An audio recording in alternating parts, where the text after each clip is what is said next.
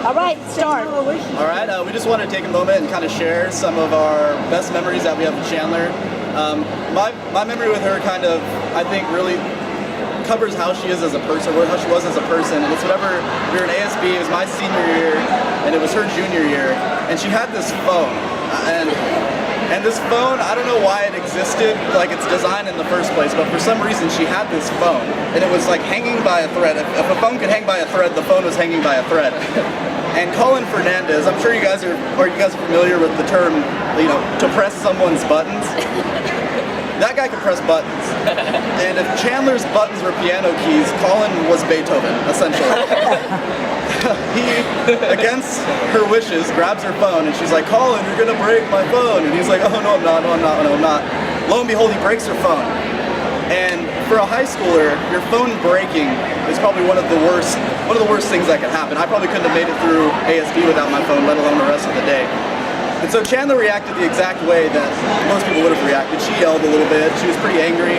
But what really speaks volumes about her character is that she didn't stay mad about it. She was kind of over it almost instantly. The next day, same old story, same old Chandler, she was fine. And she didn't have her phone, which I think for a high schooler, like I said earlier, is one of the most important things. And I think that what that boils down to was, one, great parenting, because, me, I'm dependent on my phone, and Chandler just knew that there was way more to life than being stuck on your phone. And the second is, I think it just speaks volumes about Chandler's character in general. She didn't need her phone to be happy. She didn't need the comfort of other people like that to be happy. She was happy with who she was and how her life was, and a phone not being alive, I guess, wasn't going to change that. And that's pretty much my story. Anybody else? Follow that. Well, after that, Chandler got a new phone, and it was an iPhone, and I was the only person left without an iPhone, and she was really nice about not rubbing it in my face, so there's that. Well, my story isn't as funny, but it was the first time I ever stayed the night at Chandler's house, and I was really nervous because I've never met, is this Doug and Deanna, right? I've never met you guys, so I didn't know what to expect, but she had a water polo meet the next day at like 7 in the morning. She was like, don't worry, I'll be back like before you even wake up. So I wake up at like 9, just sitting there, and she never came back, and I heard Deanna cleaning downstairs, but I was too scared to go down and see you, so I kind of just hid out in Chandler's room until you came upstairs, and then I left. Oh, geez. That's my story. I don't know if you remember that. You probably didn't see me, but there's that. Okay, there was this one time that we went out to a party. We used to party, and we all had curfews at that time. And I think Chandler's was 12 at that time, 12:30, yeah. And we got to her house at 1. And we thought, Chandler's like, oh, I'll be fine. My dad will be asleep, but it'll be okay. So we're like, okay, cool. We go get something to eat, and then we go by her house. Right when we pull up, Doug, you come out, and you are furious, and we all get scared. I took off my glasses because I didn't think you'd recognize me, but you did anyway.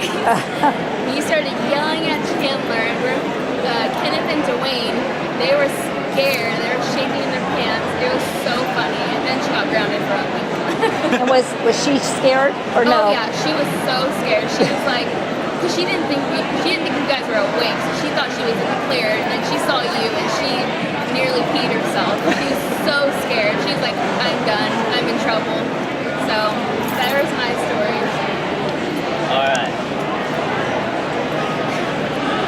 Okay, my story goes back to, I believe it was 7th grade. Might have been 6th grade in St. Aloysius. I don't know if you guys are familiar with the story of Mr. and Mrs. Souza, but Chandler and Jacob Espinola were just having a little word battle, I guess you'd call it that day, going back and forth at each other. And I guess Chandler had it to the point where she just decided in her mind that she was going to sock Jacob.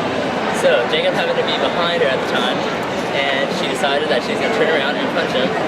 But within the split second that she was turning around, Jacob wasn't there anymore. And Mrs. Gregg, our 8th grade teacher, happened to be standing there. And yeah, she laid a good one on her. Oh, jeez. And I guess what I'm trying to say is that anybody else probably could have gotten away with it, but it just happened to be Chandler. Oh, Lord. You have a story? Thinking of one real quick. I can do another one. Okay. Yeah, okay, we went to cheer camp. This was Chandler's first year of cheering. And I didn't think she would actually cheer for one. So we went to cheer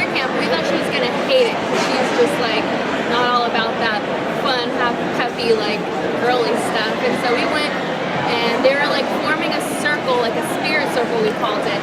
And she jumped in and she started clapping and singing and dancing around. Everyone was just like, Chandler, are you okay? And she loved it. And then we were doing stunts, and she like hurt her wrist, and she was so mad. She like picked up the girl, and then like her wrist like, I don't know, went out or something, and we like dropped her and we caught her. And she was so mad. She's like, I'm done. I'm not cheering anymore. So she sat out the whole time for cheer camp. She did not do stunts anymore. But all the dancing, she loved that. She loved dancing.